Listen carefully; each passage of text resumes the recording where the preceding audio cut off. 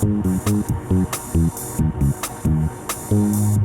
harder dating as a woman. I think it's harder to date men as a woman than it is to date women as a man.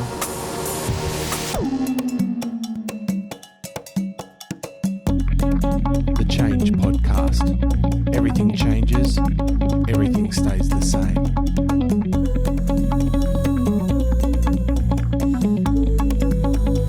Why does everything keep on changing? Jemma Clifton, Hello. Hello. We're back. good to be with you again. Not Yeah. quite such a long time between it. Lovely to be sitting with the woman in black today. Yeah, I know. It's really unusual for me to be totally blacked out, but I'm digging it. It feels edgy. It feels a bit emo. And I've actually I've packed an entirely black wardrobe for tomorrow at work just to like throw a spanner in the works because I always dress hyper colorful. Yeah. I don't think I've ever worn a black. I mean, I do have one black top that I wear to work, but I've just gotten some black pants to wear with it and a black jacket. So I'm going to be hiding in the shadows at work tomorrow. Nice. You'll probably stand out as a consequence. I will. It's a slimming colour black or something like that, isn't it? Yeah. Stylish colour. Yeah. Very good. Not representing any internal state of mine. I'm feeling quite good, feeling energized, feeling bubbly. How are you feeling at the moment? Well, look, I've got a infection, not COVID, but a catheter infection. I've had a catheter change go wrong. Two catheter changes go wrong. So I'm a little bit sort of buzzed. I've got a high temperature. So if I say anything stupid, that's my excuse today. You've always got a new excuse for the stupidity, but I've got to have some excuses because I say a lot of stupid things. one day you'll just learn to accept yourself as you are, Dad. That's right. We're doing dating today. Yeah, fun topic. It is Juicy indeed. topic. And hilariously enough, I was actually asked at the gym today about what was the strangest thing that I've noticed going from dating women to dating men. So it was totally, what's the word? Anticipating the fact that we'd be recording this podcast, I guess. Was it a woman or a man asking It you? was a man asking me. Okay. An open-minded man. I guess So- we should start with that question because, of course, people might not know that you are looking to date women, or are you men? Are you looking to date men or women, or what is your status on? What is your sexual orientation? I guess is the question there. Yeah, so I guess I would use the label pansexual. I don't love labels, and it's a working model for me because I previously would have identified as straight before starting my trans journey. I've only ever dated women, but since starting estrogen, my sexuality shifted. It was really strange, and it was this uncanny suddenly because I wasn't feeling so masculine in my energy. The masculine energy in others started becoming a bit more alluring and mysterious in a way that femininity was no longer to me. As I started to understand femininity more and women more, they stopped having that kind of like mysterious allure that it had before, and men took up that role in my life.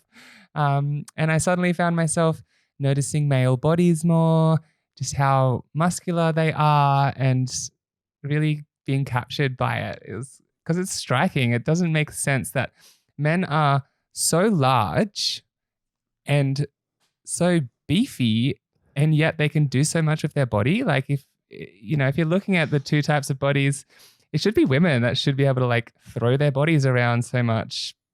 And so it was suddenly this strange, like it didn't make sense in my head anymore, looking at men, looking at how large they are, that they are so strong. And I was suddenly found that really hot. But I'm still also attracted to women. And so pansexual. I'm not sure that's a term people will have heard before, but does that mean attracted to the person, not the gender the body per se? Not not the gender. The bodies. I'm still attracted to bodies, but not necessarily bodies for their sex characteristics. Like I can appreciate both, but it comes down to traits about the personality. So I'm really attracted to minds. I love people that are curious and are looking for all the magic and wonder in the world. So does that They're mean looks is not that important to you, I or still not I still necessarily? enjoy looks, but Yeah. it's like it's strange because I can enjoy all different varieties of looks. Yeah. It's not like I talk to some of my guy friends at the moment and they'll tell me what about a female physique they like, an hourglass figure or whatever. And for me, it's like, yeah, I appreciate an hourglass figure, but I also appreciate like a wide taper on a man, or just, like a lean, muscly man or, Mm. um, yeah. I mean, it's interesting because I've been straight my whole life and am straight. But I think as I've aged, I can start to recognize the beauty in male bodies in a way that I haven't been able to in the past. And I do wonder the extent to which we're socialized into our sexuality and into the preference for the opposite gender, Mm. and whether then the transgender journey has freed you from some of that socialization. Well, yeah, definitely. I think that is a really good point about the fact that this trans journey has freed me from my socialization. I think that's a lot of what it has been. It's been this undoing of conditioning in my mind towards a certain, essentially like the way that our society just draws a line right down the middle of all of our social world and calls one half of it masculine and one half of it feminine. I kind of just got to undo all of that conditioning in my mind being trans. And so maybe that is also partly why my sexuality has expanded. But yeah, it's, the Greek did it really well. You Yeah. can appreciate a hot male Greek statue because they sexualized male bodies in the same way that we now sexualize female bodies. I think what's helped me a little bit has been recognizing the joy of queer sort of burlesque comedy. And so there's some really wonderful things that they have in some of the things around the city where they'll have sort of that queer, it'll be a combination of sort of circus arts and burlesque dancing, and they'll have both men and women dressed in really unusual ways, and it's really sexy, whichever gender it is. So I'm heterosexual and can't imagine being with a man per se, but at least I've been able to appreciate, I think, through watching some of that that queer circus art burlesque stuff, the joy of all bodies and the beauty of Yeah. bodies. So Bodies are beautiful, and I'm really glad to hear that you have opened your mind in those ways to be able to enjoy at least visually the male body too.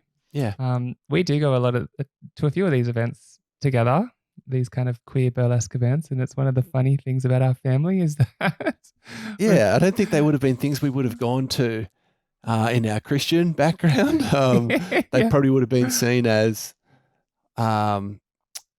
instances of evil sexuality, I guess. A plague on the earth, yeah, perhaps. I don't know, but it's been interesting just to be able to.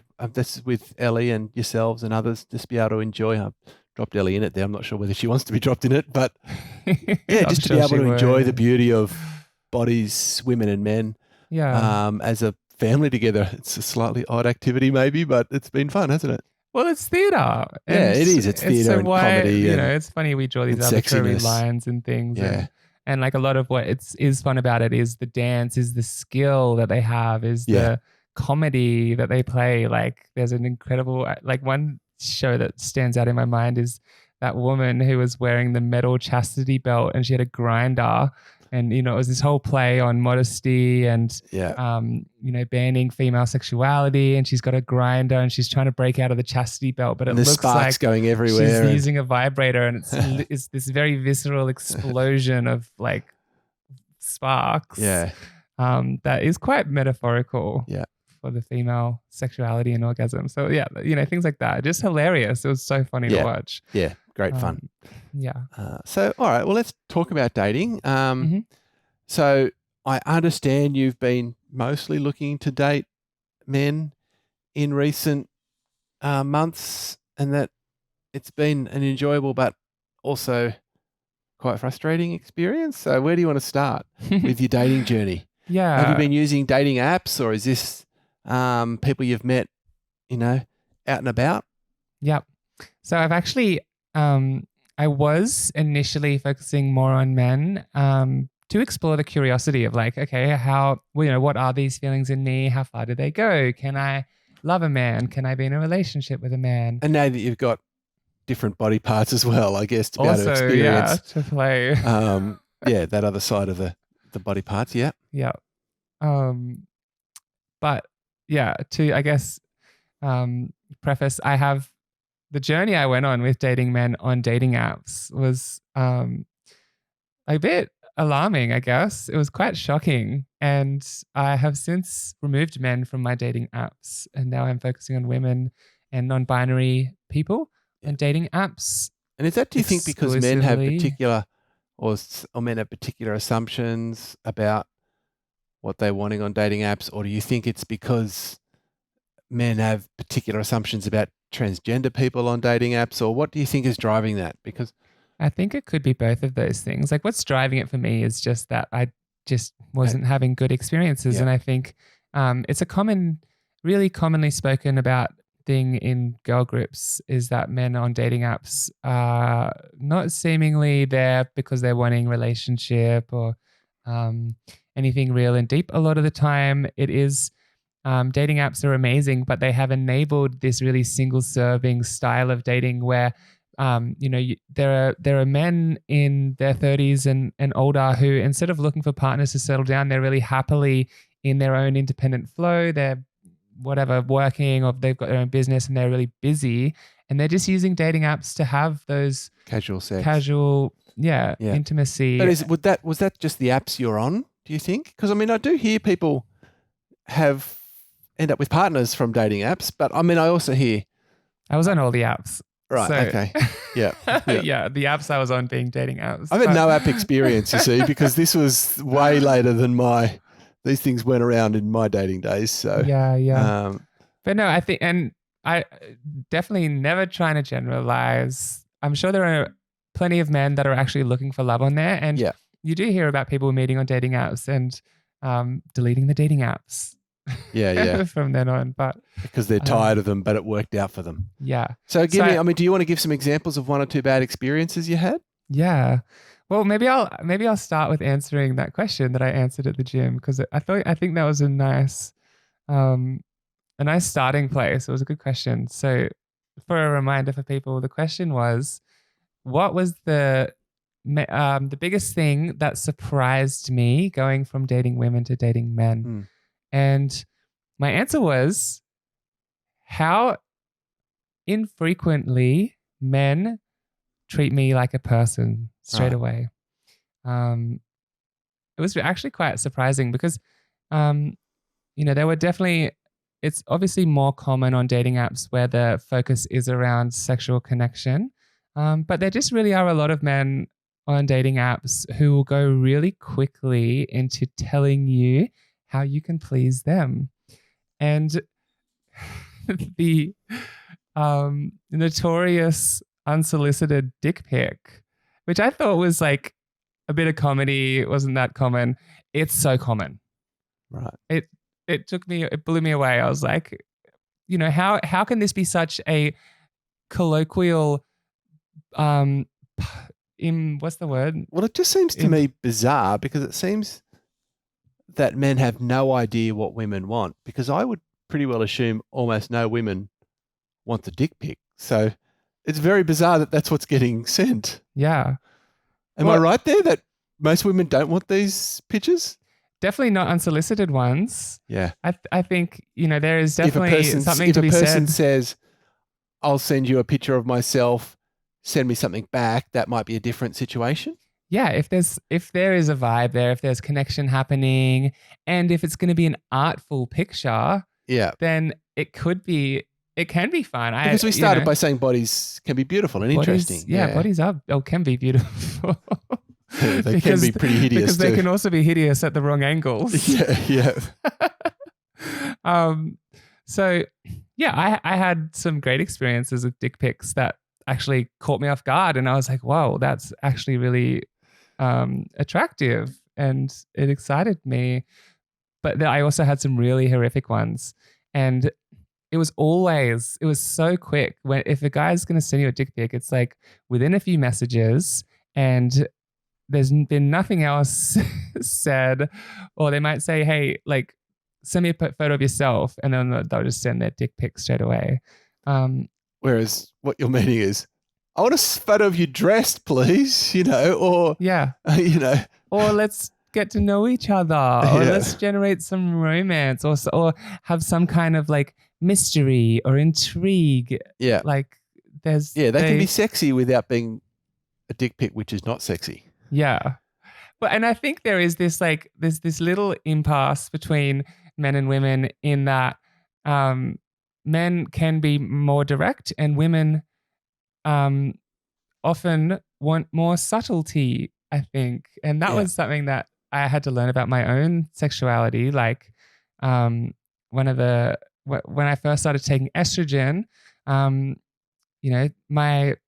functionality, when I had a penis, my functionality changed and my sensation changed, and it became more about subtlety. It was more enjoyable subtlety, more subtle touch, more subtle rubbing than like force and pressure. And that really like played out also in other areas of my body, and also in how I liked to flirt and interact with people. And yeah, men sometimes just come in really hot, like really not hot as in like attractive, hot as in too much heat. Yeah. I think we get it. Yeah. So it is really surprising because it feels like, yeah. I think it is surprising because I would have thought that, are men that dense? I know. How do a lot of men have no idea what women want? Yeah, and I mean a lot. Maybe that's an exaggeration because I don't want to. There are so many great men out there who are at least, I guess the starting point is always wanting to get to know the person who you're speaking to and what they want, because we are all unique. And so we can't even talk to general rules of thumb. Not all women are going to want subtlety. And, dating women, I come across women who I've also had women send me nudes really quickly as well, because they're more direct and wanting to have a quick, intimate connection. And so it does happen. And so, I kind of hope these people find each other. But it really is surprising. And really the level of tastelessness that I've seen in dick pics as well. Like there was one guy who sent me an unsolicited dick pic of himself during work hours. He was in his cubicle at work in the office, and he was sitting there with his pants down, legs spread, low camera angle, sitting on the toilet, holding his member, and what otherwise would have been a beautiful penis was made really gross by the fact that the angle means the penis is the whole forefront of the image. It's too much in your face. And it was just like I could see hair running up his thighs and then up his butt crack because of the low angle. And then also you're sitting on a toilet. It's one of the grossest contexts to receive a dick pic. And so I very generously and kindly offered him some feedback instead of just unmatching him, like I'm sure 90% of people would have done. And I said, hey, like I'd really love to see your beautiful penis, but I'm sorry, but this is not the most flattering of angles or locations. Like, can you send me another one? And I gave him some tips, things like, having it more in the background, a little bit more subtle, more personality in it. Like put a little bit of effort into this photo, essentially is what I said in way more nicely framed words. And he ended up unmatching me as a result. Which I don't know why you went that far. I think I'm just as your dad, I feel like going and punching the guy, and then you should have unmatched him straight away. But anyway. Well, I learned my lesson. And this was early into my dating. Like, this is when I was first re-entering the dating scene a bit. And dating as a trans person is not easy. Yeah. I'm carrying the assumption that there are people who are actively opposed to trans people. It's really commonly spoken about that dating a trans woman is gay in quotation marks. Yeah. Which I don't even need to debate whether it is or it isn't. Like, it's up to you whether it's gay or not. Frankly, I don't care, because if my Y chromosome is enough to turn you off of my visibly feminine body and my rocking personality, yeah, then that's your own problem. And you don't want to be with that person. And I don't want to be with that person. Yeah. And so it's fine. Like, some people might be like, yeah, sleeping with trans women is gay, and I'm for that. And other people might be like, sleeping with trans women is gay, and I'm not. And other people will be like, no, sleeping with a trans woman's not gay because they're entirely a woman. And, I kind of lean more towards the latter thing. Yeah. But at the end of the day, we all get to decide for ourselves how we feel about things. Yeah. And I'm open to people having their own opinions on that. But knowing that is like this extra layer going on for people, there is this like extra block that I have connecting with people.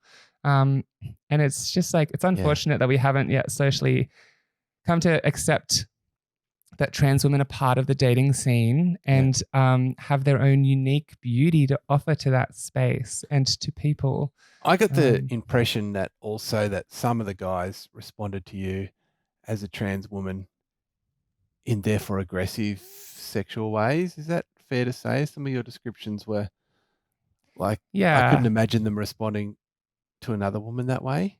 I did get a really gross comment too. Which I don't know if it was, maybe aggressive might be the word for it. I just found it really deeply offensive. So there was one person who I was speaking to for about 5 days, and he was flying over from the US. And so it kind of started out like, we started flirting. He was asking me for photos, so I sent him some, and then he sent me a dick pic, and it was really artful, beautiful. If people are curious about what an artful dick pic it was subtle. He just had it tucked into his waistband and a little bit poking out the top, and it was just like him leaning back in a chair, and it was mostly his body, but it was just subtly there. Okay. I can't imagine a subtle dick pic, but anyway, yep. All right, I'll take this.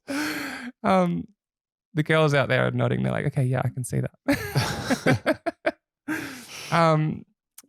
But yeah, so it was starting to build, and it was fun. And then I had on my profile, I think my height was on my profile, or either that, or there was like, no, I think I just looked tall in my photos. So he asked me, are you really tall? And I was like, yeah, I'm 6'2". And he's like, wow. I can't remember what he said. I said like, essentially like, are you cool with taller women? Yeah. And he was like, oh, not normally. That's not something I'm usually comfortable with. I find that really weird. Shorter women. That height. I mean, women like tall men, and I don't get that. I don't see why height is at all relevant to who you're dating or to a good-looking person. I don't understand that at all. But anyway, it seems like seems like a socialized form of bias that's just wrong. Oh, 100%. It comes down to, and this is where it came to, is he was like, I'm going to have to get used to not being the dominant one now. Yeah. Because that's what it's about. It's like height is this supposedly the entire correlation of dominance, domination and power. Yeah. And I was, my response to that is, well, if you can't dominate me because I'm taller than you, then you're not very dominant. It's not about that you necessarily height. want a dominant energy. Person, but dominance is fun. It's fun being dominated. Yeah. I mean, all right. So, and then this person also didn't realize at first you were trans, did he? No. So I thought he did, because it was written on my profile. On your profile, yeah. It's like you're not trying to hide it. No. So why hide it? Exactly. Because then people find out later on, and it's just like, then it's uncomfortable. Yeah. Yeah. Exactly. And so, I'm having this whole conversation with the working assumption that he knows that I'm trans. Yeah. And we're talking about me being tall. And I said I'm 6'2". And so I kind of was like assuming that he was on board. And we kept talking for a few days. And then he suddenly sent me a message one morning being like, oh, so I've just seen on your profile that you're trans. So, I should have taken that as a big red flag at the time because I'm attracted to minds, people who read. Yeah. This man just clearly just looked at my photos and ticked. Yeah. And I was like, yeah, it's written on my profile. He's like, okay, what do we do now? And I was like, well, nothing's changed. You now just have an opportunity to have a wonderful new experience. And he was like, I don't think I'm comfortable with that. I don't want to sleep with a trans woman, but I'll let you suck my dick. Yeah, God. Again, that's a play of power and just horrible. Yep. It's despicable. That really made me mad when you told me that story. Yeah.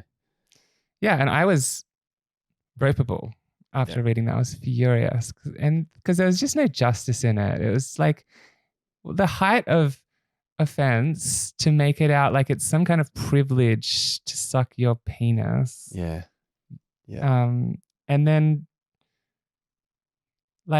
all I could do in that moment, I just wanted to hurl abuse at him for being so small-minded and disgusting. And, at the end of the day, you matched me. You found me attractive. Yeah. We spoke for 5 days. I sent you photos of myself. Yeah. In that time.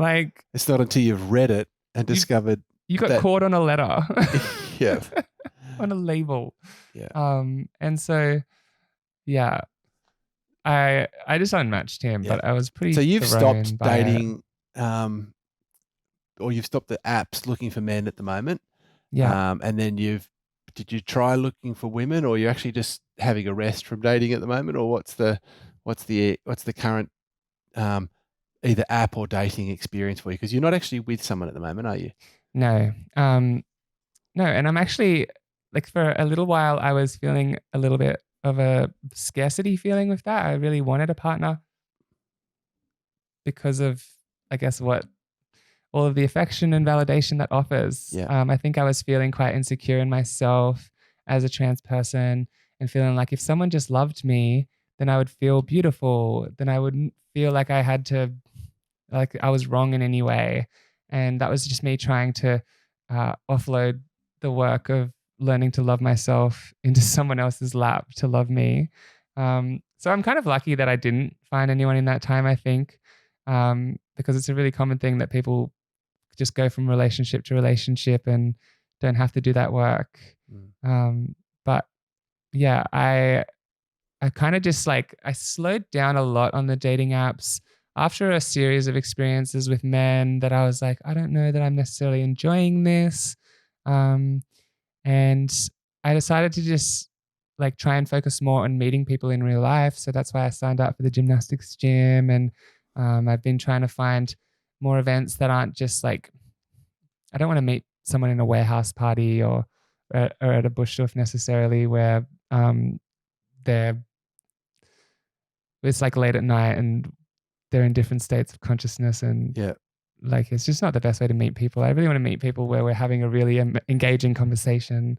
So I've been trying to do more and more of that and just put myself out there in public and kind of how I started to embrace the potentiality of being single, of how that means I can walk around the world and notice who I find attractive and if there's a connection there. And if if I make eye contact with someone, there is this sometimes palpable feeling of we both just take a moment and stare into each other's eyes and it's like, whoa, hi. And that's fun. And then in that place, I can then choose to try and flirt with that person and see if there's a connection there. And so I'm trying to just do a little bit more of that and play with it without any expectation of anything coming up. Especially because it's I'm still learning how to flirt and connect with people as a trans woman. But I really have something pulled back. that came very easy to you when you were a man. I wouldn't say very easy. Like I still had when you were my presenting as a confidence man, issues as a man, wasn't but so, a lot of people found me attractive as a man. yeah. And so in many ways I didn't have to do as much work in trying to like, I don't know, people were already noticing me more. Whereas now I feel like I have to show myself more, put myself out there a little bit more than I used to. And I'm kind of relishing that now. It was a bit frustrating initially. And I'm still on the dating apps. I've just, like I said before, I took men off. I'm kind of like every now and then I might have a peruse on one of the apps and see if I find anyone attractive on there. Or I might get a notification that someone's liked me. And so I'll go and have a look at them and chat to them for a few days and see if anything comes of it. And, nothing serious has. I haven't really been on too many dates from dating apps yet because they're just not the best way to meet people in my mind. Yeah. But it's so interesting because I talk to other women, some of my friends who I don't want to out, find the apps really frustrating, but it's not obvious the other mechanisms nowadays. So it's like the apps become the main way, yet they're really frustrating and just tiring and exhausting. And and yet, where else do you meet people nowadays? And I think because the social world has changed and moved, so I don't think that's a problem just for trans women. It's definitely not. Yeah, it's a problem for everyone. And it's like because we have dating apps now, people are out in public not to meet people. They're out in public to like party or hang out with their friends or, be introverted in that time or something like. And so people are like quite confronted when you go up to them and if you start a do conversation. flirt in public, right? Yeah, they're like, "What are you doing?" "I'm hanging out with my friends." Right. Which is silly. We all exist in a public social world together. Why can't we all just chat? Yeah. But yeah. This is so fascinating to me because I was married so young and haven't had to flirt or date for decades. So it's another world. Yeah. Oh, it's a whole new world for me too. Yeah. It's been a big learning curve. One thing I would say, and this is hilarious for me to say, and I've said this to my guy friends to absolute like dismayal from them, is that it's harder dating as a woman. I think it's harder to date men as a woman than it is to date women as a man. It's intriguing because I would have thought maybe it might have been the other way around because it feels to me that women have all the power, have more power. Yeah, that in the dating relationship that but that's not the case. No, so this is the great irony, and this is exactly, I'm glad you said that because this is the reaction that all of my guy friends throw at me. They're like, "No effing way. That's bullshit. Like, any girl could just walk up to me right now and ask me to go home with them and I'd go, or ask me like for my number and I'd give it to them." And I actually remember having this exact conversation with my current housemate, Mia, where I was on the opposite side of this fence. And it's hilarious because men don't know what power they have until they lose it. Men don't know what privilege they have. It's really been this. So where is the male power in that thing. Relationship compared to? Well, it's like maybe an interesting metaphor is like you have lions and antelopes on the savannah. It's so much easier to be the hunter than the hunted. Right. Yeah, any antelope could walk up to any lion and get eaten, but they're not going to do that because they're terrified of the lions, because the lions are terrifying. Yeah. And that's the power, is that men have the literal power. Men are dangerous. And so there's that point. Yeah, any woman could walk up to any man and go home with them, but they're not going to do that because what are the chances that they go up to a random man and go home with them and they are in a dangerous situation? Yeah.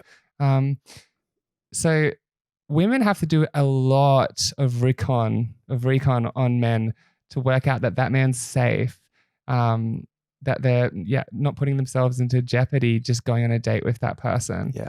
And then even Do you beyond feel that, as a trans woman, because you are a little taller than some women, so you retain some of your sort of, do you feel that still, or do you feel more as a trans woman because you feel like people are potentially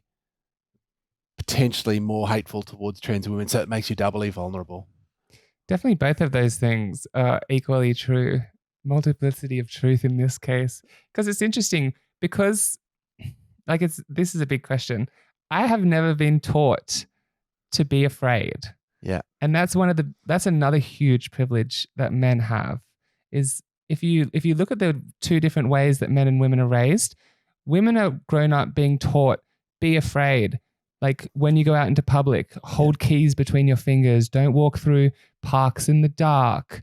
Like they're raised to be afraid out of necessity, whereas men are not raised with that at all. And I didn't realize this until I was speaking with actually my amazing trans male friend, Darby, who's 60 years old and been trans for 15 years now. So just an absolute wealth of experience and wisdom. And he actually brought this to my awareness. Because he was talking about how as a trans man, he was still raised as a woman and raised to be afraid, and he still carries that fear. He still holds that like trauma essentially of being told all the time that the world is terrifying and dangerous. Yeah. And it occurred to me in that moment that I didn't know fear in that way still. And I'm very blessed that I don't, because I know that there are a lot of trans women who, since affirming their genders, have been attacked, forced to learn fear. Yeah. And there is really high incidences of violence against trans women. But I only know that on a cognitive level. I don't know that on a visceral, embodied level. And so I am blessed that I get to still walk around the world with a stature of I'm safe. Mostly. Yeah. I don't walk through parks at dark. I'm consciously taking actions, and I'm not going home with strange men in clubs. So I'm doing the things that women have been taught to do to keep themselves safe, but not from a place of fear. Feeling that visceral fear. Yeah. Yeah. From a place of, I don't know, I guess adult conscious precaution. So that, there's another layer to privilege there. Yeah. Men can freely go and date all around, and they never have to feel fear. Yeah. Sorry, we should be talking about straight men here as well, because I'm sure it's also different, very different for the gay community. And then the final layer to the story is that every time I've started flirting with a woman or talking to a woman on a dating app or in public, every single time they've treated me as a person. Yeah. Every single time they've been like, oh, wow, look at this person in front of me. I want to get to know them. And it's actually been much less common with men, much less common. Like, it's quite interesting how much men will not regard me as a person, and they'll just go straight to telling me how I can please them. Yeah. And while I'm scrolling through dating apps, and I signed up for Fields, which is a polyamorous dating app, and I signed up for it because it's full of more hippie-minded people, who might be more open to queer, transgender people, but it still felt the same. And also people who are spiritual. Yeah. And I got, since signing up for the app, like quite quickly, I got a lot of likes because I'm a woman on a dating app. And while that's affirming, it's flattering. And guys will respond to that with, oh, wow, like you can just have any one of those that you want. I have to sift through so many men to find the one man that will be like, hi, tell me about who you are. Yeah. And that's not a fun experience. It actually is a really big turnoff. It makes me not want to do it in the first place. It's a gross, frustrating experience. Every time you open up an app, and you message a guy and you try to put a bit of yourself into the message, and they're like, "Hey, great to meet you. You got a pretty face. I'd love to see it between my legs." Yeah, God. Straight into it. Like, I tell me what you like to do. Oh, you do yoga. Wow. You're going to be so flexible when I throw you onto the bed. I'm shocked that men are so dense. I really don't get it. But Because surely this is not an effective way of getting women mostly. No, So- but I don't think it's about, like, men aren't. They're not aware how ineffective it is. Yeah. Is that what it is? I They're not a don't want to keep saying men because it's not right. It's not all men. It's not all men. But sexism exists. Yeah. And it's, we've come a long way towards gender equality in terms of legality and logistics, but culture lags. Yeah. And I still think that there is present in the social models that condition our young boys as they're growing up, this viewpoint that women are somehow lesser than, and thereby less human. Or even that the way to woo a woman is to be this aggressive person as well, that somehow women want this. But I don't think it's that. Right. That's the mistake. It's not that they think that women want that. It's that they think they're not thinking about what women want. Yeah. Yeah. Okay. That's it. Yeah. They're just like, I'm a man. I want this. Women will give it to me because that's what they are here for on this planet to do. And while it may not be that degree of stated belief, the subtle ways that statement from, 200 years ago, whenever we inserted that into our social model, after the French Enlightenment, fun history tidbit as an aside, I learned the other day that we really adopted this framework of a binary sex model where women and men are inherently different after the French Revolution and the Enlightenment, when we declared the inalienable, that's a really hard word to say, inalienable rights of man. And women were like, great, that means us too, right? Men were like, well, no, you're actually biologically different to us. And because your bodies are for reproduction, things like education and working will corrupt your reproductive energies. So you need to stay in the home. And then fashion became gendered as a way of enforcing that too. So women couldn't wear pants because they couldn't exist in public. So big story short, that happened. Sexism started becoming rife in society. And here we still are dealing with the residues of that. And it exists in the dating space where a lot of women are trying to date men under the assumption that it's two people dating. And there are still men who don't regard women as such. Yeah. We could have a historical debate about when this came about because I'm not sure human history was brilliant before that, but that might be a conversation. Of course, for another day. Nothing was ever brilliant. Yeah. Well, this is a fascinating conversation, and I think this is not really just a transgender conversation. It's a conversation for men to think about. The way in which they relate to women, especially in the process of dating. And it'd be power interesting to all the really beautiful men out there who do see women as equal and are wanting to find a loving relationship equally with women. We love you. You're doing amazing. Please don't feel like we're talking about you in this. But also, all men can and should reflect on their privilege, as we all should as people. Anywhere we have privilege, try and bring it to the surface and be like, what are the things that I take for granted? Yeah. Like being able to walk safely in public, like being able to walk into a room and express my opinion, people respect my right to it. Things like that are not granted to everyone. Yep. And so that's what's impacting women and trans women in the dating space. And people with disability. And and all minorities because it's the power and privilege wheel is people who speak a different language or from particular cultural backgrounds, First Nations people, etc. Yeah. Well, Jemma, another rich conversation, and thanks for sharing your life. Thanks for chatting with me. And yeah, I hope in the future we can do a part 2 on dating with some new and positive experiences. Me too. Ciao for now. See you later.